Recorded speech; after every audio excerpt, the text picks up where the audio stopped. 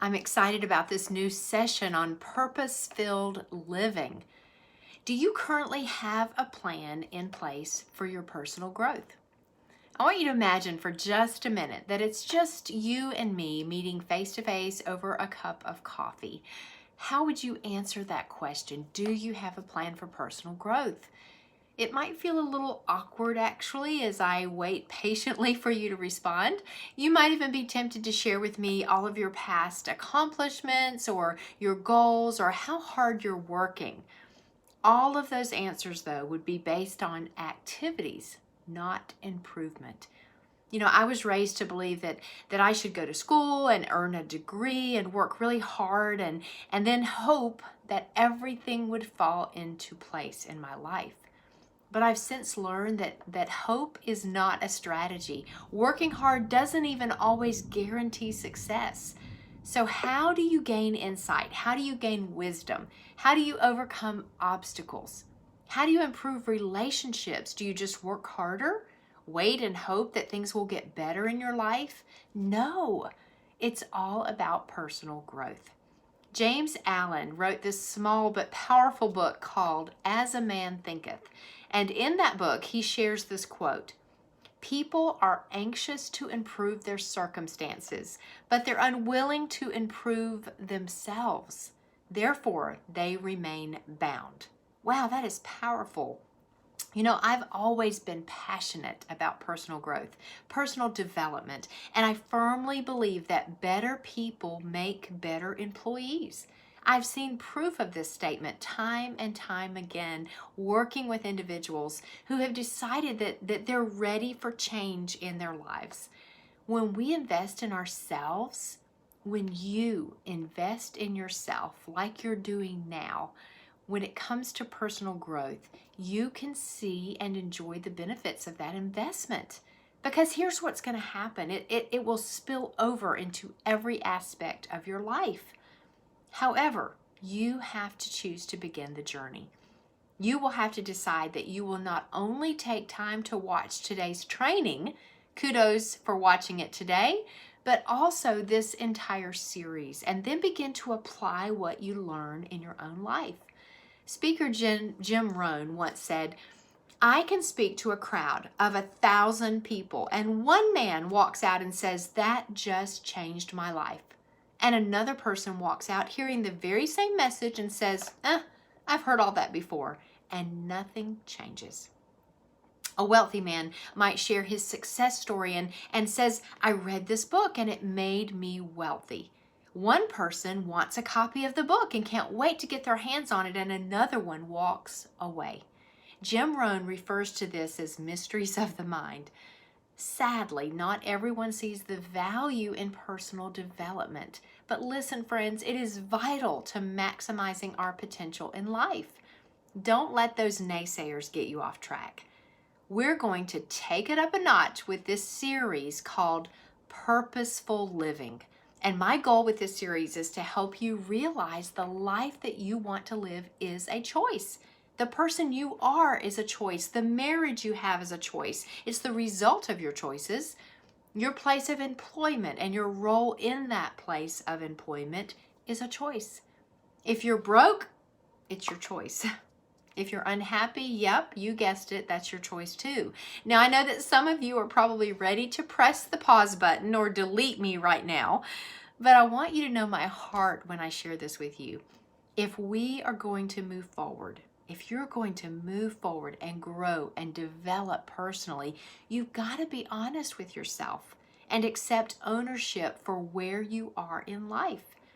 Maybe you've allowed other people to impact your choices in the past, but you can't point your finger at others. Ultimately, you control your own choices. And so from this day forward, I want you to consider writing your own story. It will have a much better storyline and a better ending if you write it instead of allowing someone else to do so. In other words, I want you to be intentional about your life instead of being casual about it.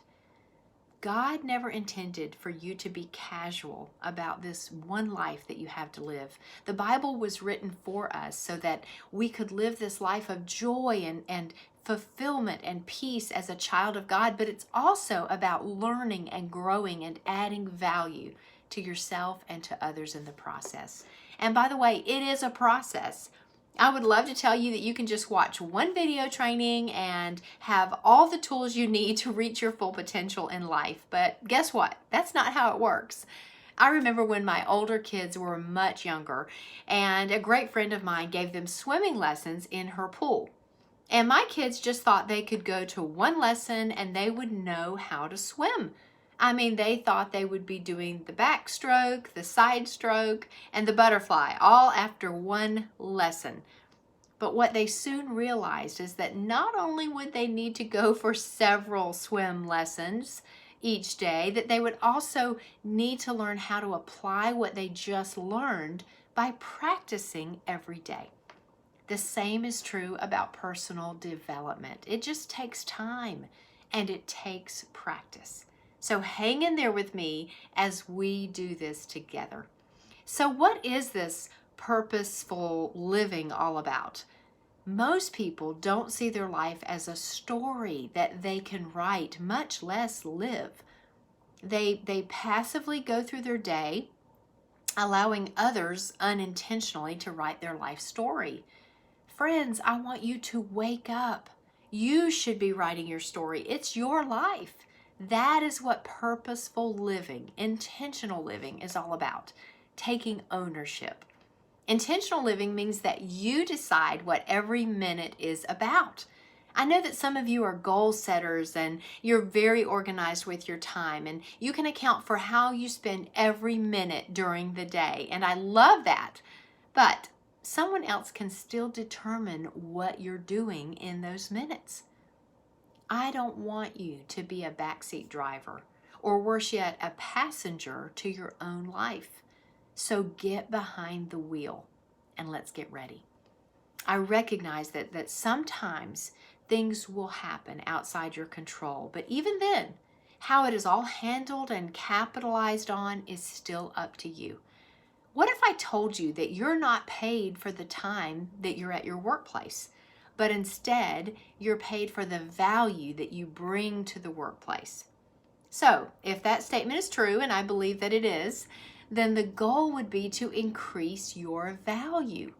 And that can be done through personal development. Let's say that there are two adults who accepted the same position at the same business, and they both started making, we'll just say, $40,000 a year. One of the employees has a terrific attitude. We'll just call her Smiling Susie because she's always smiling and eager to help. She seems glad to go to work and is a team player, and it doesn't take long for others to notice, including management. And after a short time, Susie earns a 5% raise. The other employee, who was also hired at the same time, we'll call her, of course, Debbie Downer. Debbie hears about the raise and she decides that's not fair. She starts coming in later, taking extended time off for breaks and for lunch, and this negative attitude begins to affect the other employees. And even on occasion, it trickles over into the way she speaks to the customers. All the while, Susie continues to have a great attitude, and she's always eager to help and even stay late if needed to finish a project. And at the end of the year, the unmotivated employee, Miss Debbie, has no money saved, she's discouraged, and she's thinking about quitting. She tells herself, if only I had received that 5% raise, things would be different. Susie, however, saved 20% of her income every payday, so she has a few $1,000s saved up at the end of the year. The summary of this story is simply this: it's all about choices. Don't be the person who blames others or even your own circumstances for where you are now in life. Listen, failure to success happens. We can fail, we can get up, we can try again, and eventually we will succeed. But excuses to success never happens. You have to take action. Steve Jobs shared some great thoughts about action. I love this. He said, here's to the crazy ones, the misfits, the rebels, the troublemakers, the round pegs and the square holes, the ones who see things differently, because the people who are crazy enough to think they can change the world are the ones who do. Don't start when you get good or you'll never start. Start so that you can get good. Can you be the best at what you do? Are you passionate about what you do? I want you to stop trying and start doing. Action is the key word. Action will change you. Values will be affirmed. You'll gain confidence with action. You'll develop character and you'll find contentment. John Maxwell once said, "You will not be good the first time you do something. You don't know what you're doing when you start. You won't know where you're going when you start. Just jump and grow your wings on the way down."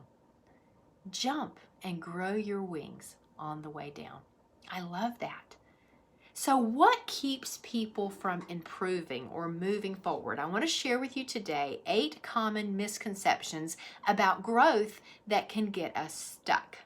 And the first one is this. We'll call it the assumption gap.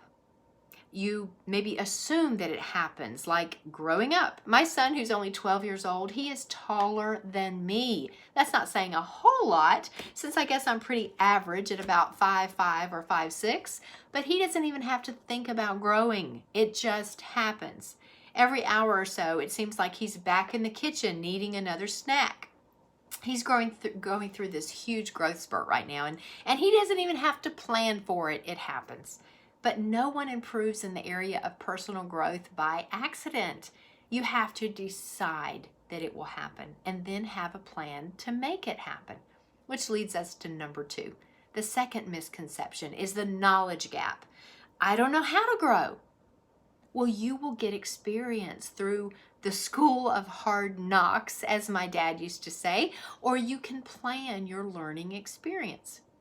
So congratulations, you've taken the first step in planning your learning experience and your personal growth by watching and engaging in this video today.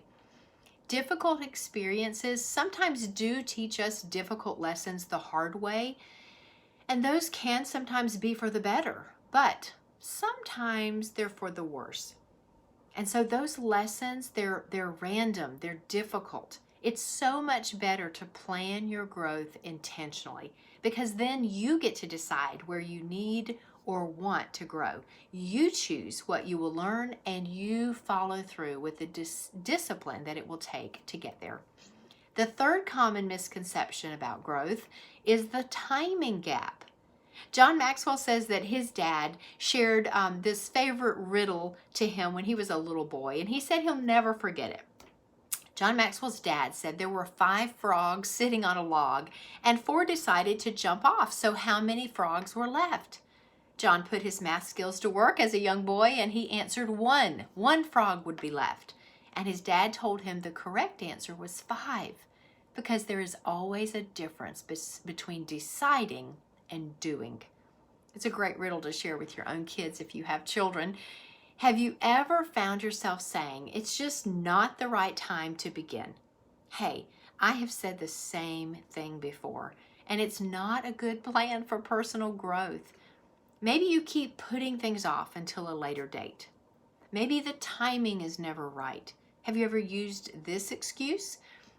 I'll start saving money when I get that raise. Or I'll start going to the gym when the kids go back to school. I've used that one recently. Or I'll spend more time with my family when there's not so much work I have to take home.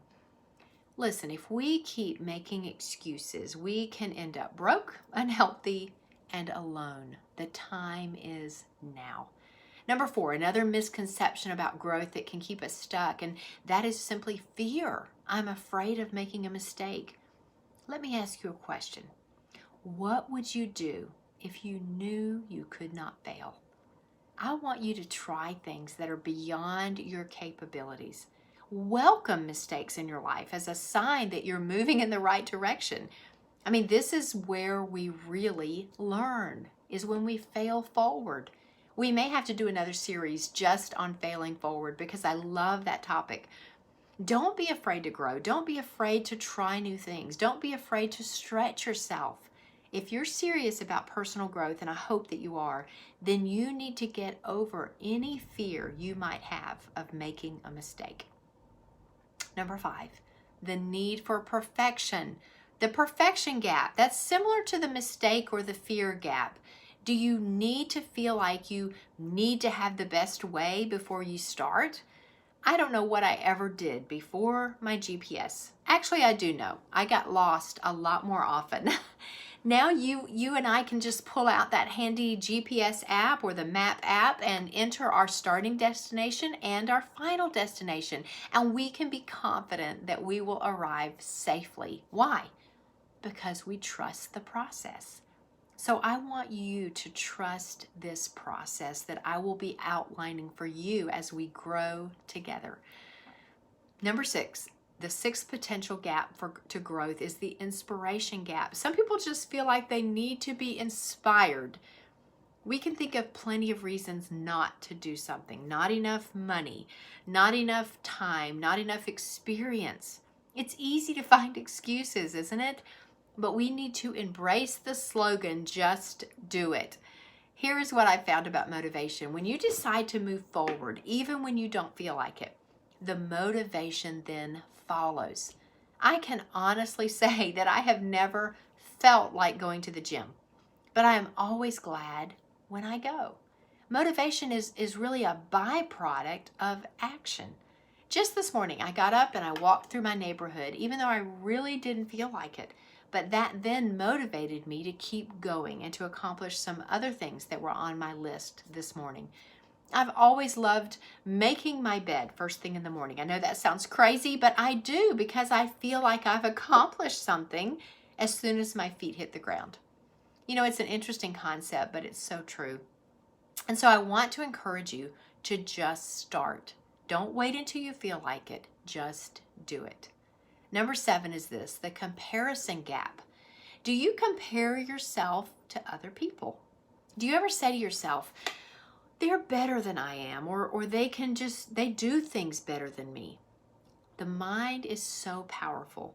What you believe to be true will affect your actions, and it will create a limited thinking mindset.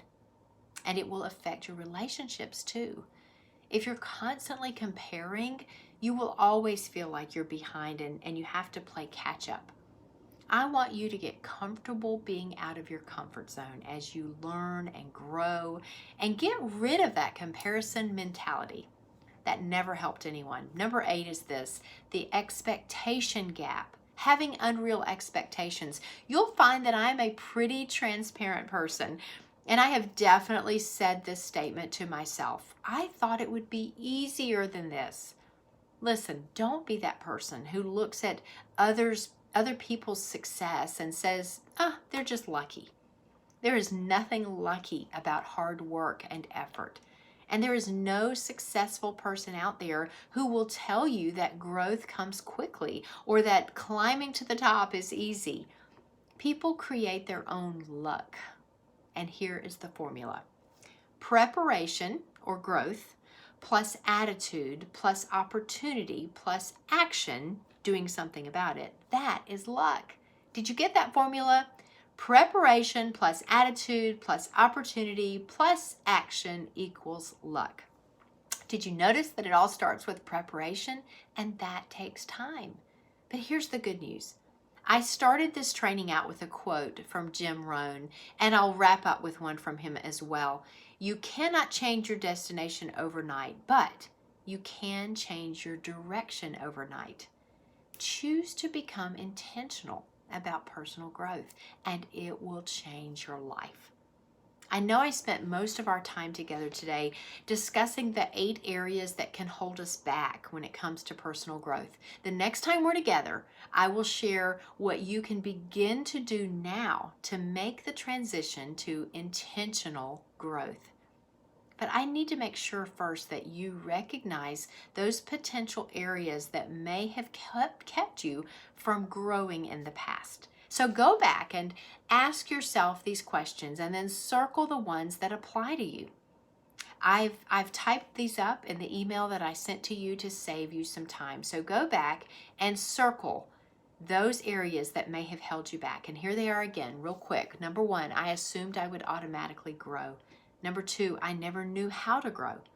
Number 3, it's never been the right time for me. Number 4, I'm afraid of making mistakes. Number 5, I have to find the best way before I start something. Number 6, I don't feel like doing it. Number 7, others are better than me. And number 8, I thought it would be easier. You will not move forward. You will not reach your full potential until you recognize first what has been holding you back. Here's a terrific scripture. Colossians 3:23 says this, "And whatever you do, do it heartily as to the Lord and not to men, knowing that from the Lord you will receive the reward of the inheritance, for you serve the Lord Christ." The bottom line is this: we were not put on this earth to impress each other, but to serve one another in love, to use the gifts that God's given each one of us, and to serve and love and work as if we're doing it all for the Lord, because guess what? We are. Our full reward is not found here on this earth. It will be found in the eternal life that's been planned for us, for those who choose to believe in Him and love Him. I am so excited about this new series, Purposeful Life, and I hope you are too. See you next time.